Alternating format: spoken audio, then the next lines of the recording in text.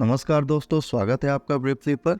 दोस्तों, आज के इस वीडियो में हम अपने एनवायरनमेंट एंड इकोलॉजी के सीरीज को आगे बढ़ाते हुए अगले 20 प्रश्न देखेंगे। ये प्रश्न बहुत ही महत्वपूर्ण है और आने वाली परीक्षाओं के लिए काफ़ी ज़्यादा इम्पोर्टेंट है। तो चलिए शुरू करते हैं आज का वीडियो।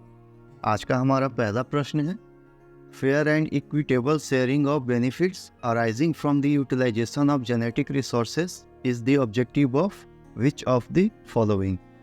हमारे जो ऑप्शंस हैं, Cartagena protocol, advanced informed agreement, Nagoya Kuala Lumpur supplementary protocol या नागोया प्रोटोकॉल। इसका जो करेक्ट आंसर है ये है option D, Nagoya protocol. Option D is the correct answer. हमारा अगला प्रश्न है, variance in which of the following conditions lead to wide range of ecosystems and habitats. Edaphic, climatic, topographic. इसका जो करेक्ट आंसर हो जाएगा ये हो जाएगा ऑप्शन डी, 1, 2 एंड 3 सभी तीनों जो है ये करेक्ट आंसर है। हमारा अगला प्रश्न है, arrange the following gases in descending order of relative contribution to the total global warming. Carbon dioxide, methane, CFC यानी क्लोरोफ्लोरोकार्बन या नाइट्रस ऑक्साइड। इसका जो करेक्ट आंसर हो जाएगा ये हो जाएगा ऑप्शन ए, 1, 2, 3 एंड 4। ये चारों जो है ग्लोबल वार्मिंग में कंट्रीब्यूट करते हैं। Option A is the correct answer. Which of the following gas act as the base line for other global warming potential values. Methane, carbon dioxide, sulphur hexafluoride या water vapour. इसका जो correct answer है ये है option B, carbon dioxide. Question number 5. Which of the following is the correct full form of UNFCCC? United Nations Framework Corporation on Climate Change, United Nations Framework Convention on Conservation of Climate, United Nations Framework Convention on Climate Change, United Nations Facility for Conservation of Climate Change। इसका जो correct answer है यह है option C, United Nations Framework Convention on Climate Change. Option C is the correct answer. Question number 6. Which of the following were the objectives of Paris Agreement? It aimed to hold the increase in global average temperature to well below 2 degrees centigrade above pre-industrial level. Efforts were made to aim to limit the temperature increase to 1.5 degrees centigrade above pre-industrial levels. इसका जो correct answer है ये है option C, both 1 and 2। Question number 7.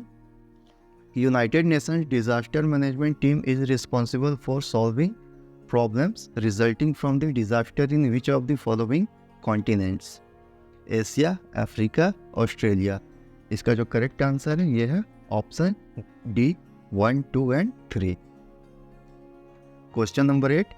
The Disaster Management Act was made in which of the following year? 2003, 2005, 2007 या 2009। इसका जो correct answer है यह है option B, 2005। Question number 9. Which of the following statements are correct regarding the land use change and forestry? It is a greenhouse gas inventory sector. It can provide a relatively cost-effective way of offsetting emission. Select the correct option from the code given below. इसका जो correct answer हो जाएगा ये हो जाएगा option C, both 1 and 2। Question number 10. Area receiving what amount of rainfall have grassland and shrubs kind of vegetation? Less than 60 centimeter, less than 100 cm, less than 120, between 120 to 150 cm और between 60 to 120 cm। इसका जो correct answer है ये है option A, less than 60 centimetres. Question number 11. In which type of forest rosewood, mahogany, dhoop tree are found? Mixed forest, deciduous forest, evergreen forest या none of the above. इसका जो correct answer है ये है option C, evergreen forest. Question number 12.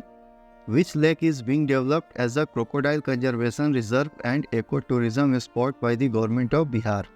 Anupam Lake, Kharagpur Lake, Pukod Lake या कनवाद lake. इसका जो correct answer है यह है option D, Kanwar lake. Question number 13, which of the following is the most popular agro based industry in Bihar? Fertilizer industry, sugar industry, paper industry या makhana industry?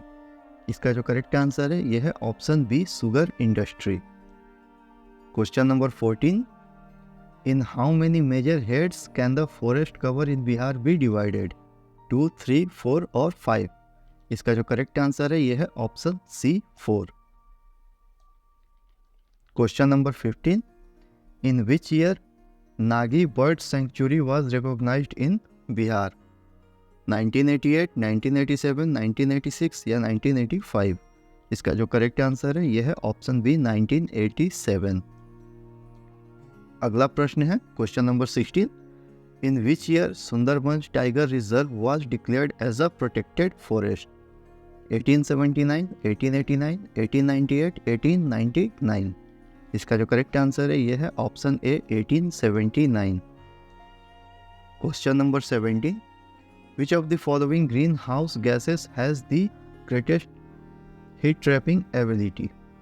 Carbon dioxide, chlorofluorocarbon, nitrous oxide या methane? इसका जो correct answer है यह है option B, chlorofluorocarbon, CFC। Option B is the correct answer. Question number 18, what was the main aim of Basel convention? Biodiversity conservation, global warming, protection of ozone layer या climate change? इसका जो correct answer है यह है option A, biodiversity conservation. Question number 19, addition of excessive amount of heat to a lake is referred to as thermal pollution, heat bloom, greenhouse effect या refrigeration effect?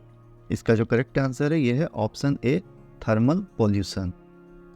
Question number 20, जो कि आज का हमारा आखिरी प्रश्न है, golden revolution in India refers to the growth of horticulture, militancy in the north east, oil seed production या इंक्रीज्ड इंपोर्टिंग ऑफ गोल्ड? इसका जो करेक्ट आंसर है यह है ऑप्शन ए, हॉर्टिकल्चर। दोस्तों ये हमारा आज का आखिरी प्रश्न था। अगर आप भी चैनल पर नए हैं तो चैनल को सब्सक्राइब करें, और अगर वीडियो अच्छा लगा हो तो वीडियो को लाइक और शेयर जरूर करें। इस वीडियो को देखने के लिए बहुत बहुत धन्यवाद। जय हिंद।